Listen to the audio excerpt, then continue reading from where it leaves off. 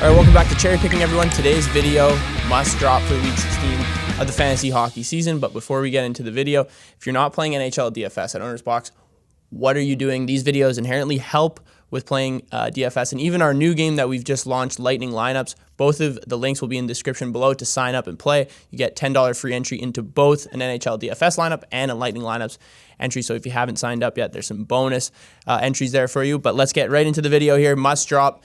Looking at guys here that are 50% rostered and higher, a lot of these guys are actually bigger names, and you could try to trade them depending on what league you are. You can make this video act as like a sell high video as well, but in a lot of leagues, I would be dropping these guys, to be honest. And if you're playing in a league that's not too deep, you'll probably see these guys on your waiver wire if you haven't already. So the first guy being Taylor Hall, who's 52% rostered. Unfortunately, he's just a guy you have to drop at this point. He was absolutely rolling at the beginning of the season, maybe a month or a month and a half in. He started to really heat it up, but recently he's been non-existent. He has just 3 points since January 1st, so since the new year started, and that's in 10 games played for the Bruins. And Boston isn't necessarily playing bad. They're still the first team in the NHL by a mile right now. They're still scoring a ton, so it's just weird to not see Taylor having a hand in this, but it's kind of how the Boston offense rolls. If you look at the last 10 games for Boston, he's 6th in shots for, tied with Trent Frederick. On the Bruins, 13th in points, and then 5th in expected goals for, high danger chances for, and scoring chances for. Being the 5th or 6th option doesn't get a fantasy hockey roster spot, in my opinion, even when it's the Boston Bruins. He sure as hell doesn't really make up for it in other facets of the game as well, like if you're looking at like a bangers league, for example. And as I mentioned before, I don't know if you'd really, be able to trade him at this point with how poor he's been playing recently. His point production's been down, his shot volume's been down. So if you can't, I would drop him. There's definitely other guys out there that are playing much better, who are probably a point per game, that are still in your waiver wire that you just haven't really found or seen yet. All right, so the next guy we're looking to drop here, pretty highly rostered, a name that's carries some weight definitely in the NHL, and that's Mathew Barzal in the New York Islanders. He's 68% rostered, so almost 70% rostered. Look, if you are in a league, definitely that's probably a 12-man league, you could probably try and trade him if you want. But at this point, I don't know who's trying to take Matt Barzal on his team or on their team. He has just 11 goals so far this season.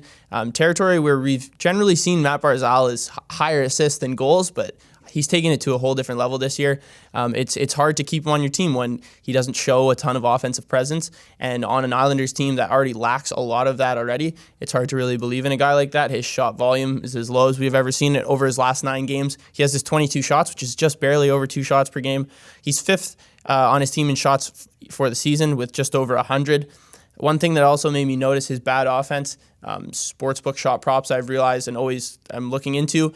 His has been at 2.5 for pretty much the entire year, but I could even see it moving to 1.5 at this point. His under line for 2.5 is usually priced at about -180, -200, which means that he's generally going to go under 2.5 shots, which is not something you want for a fantasy hockey forward on your team, especially a guy who's 70% rostered.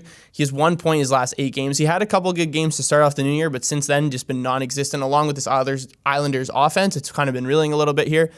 He's playing a little bit less as well, which I've noticed. He's averaging less than 18 minutes of ice time per game, and we've seen him generally at 19 minutes of ice time per game for the rest of the season before that. You already have guys like Brock Nelson and Anders Lee who are producing at a pretty high rate so far this season. So along with Noah Dobson too, who's been a very offensive defenseman that they've had.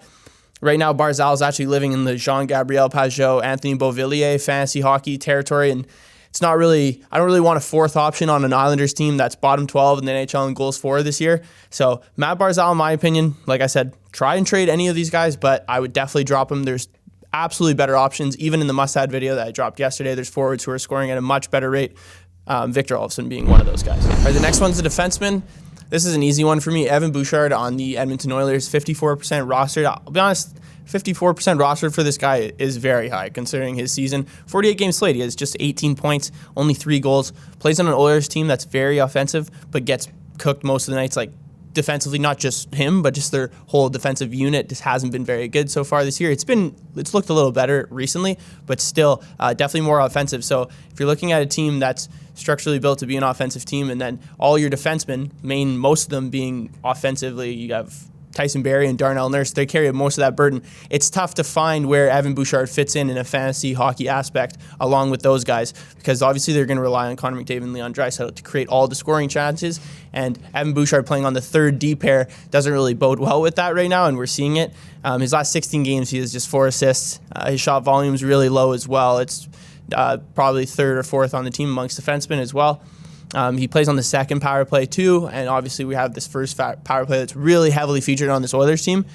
He's not even that valuable as a banger asset either. Unfortunately, he's fifth on the team in block shots and hits. So there's Tyson Barrie, guy who blocks more shots than him, Darnell Nurse. Again, those guys are way more viable in fantasy hockey compared to Evan Bouchard. I think a lot of people had high hopes for him, but at this point of the season, there's definitely other defensemen that you can either stream that'll be better than him, or just keep on your team, to be honest. So definitely drop Evan Bouchard right now. All right, the last guy we're going to be dropping, a guy who I think played way over his fantasy value at the beginning of the season, and now we're starting to see him come back to even probably worse than what his standard is, and that's Chandler Stephenson. 76% rostered right now, which is very high for a guy who has just 3 points since the new year. Looking at this guy, I've been honestly on the Chandler Stephenson piss train in terms of fantasy hockey for a while now, and it's starting to look like I'm going to sound a little bit right, because he was a sell high at the beginning of the season, started to play really well, but as I mentioned, starting not really going in his favor right now. He's not doing too hot.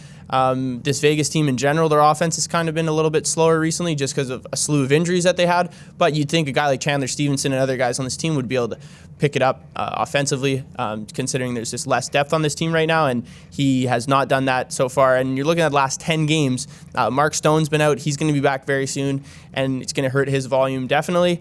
You look at the last 10 games, he has just 7 shots on goal. There's guys like Keegan Colasar and William Carrier who have had more shots on goal over that same span on the team. He's just not a very offensive guy. He's always been a solid two-way center, but I think at the beginning of the season we were seeing him score at a much higher rate than we've ever seen him score, and I think his shooting percentage was much higher because of shooting volume. Again, as we've seen, 7 shots in the last 10 games, not a guy you want to keep on your fantasy hockey team, especially at 76% roster. That's way too high. A Vegas team that throughout the season has been bottom 15, bottom 16 in the NHL in expected goals for. So not creating the scoring chances. If, again, I've talked about that 5th, 6th option on the team in terms of offensive scoring chances, Chandler Stephenson definitely fits that mold, so a guy that I will be dropping and keeping off my team for the rest of the year. Thank you guys for tuning in. Let me know what you think of these must-drop players in the comments. Be sure to join the Discord as well. Always having good fantasy hockey chats over there, and I'll see you guys next time.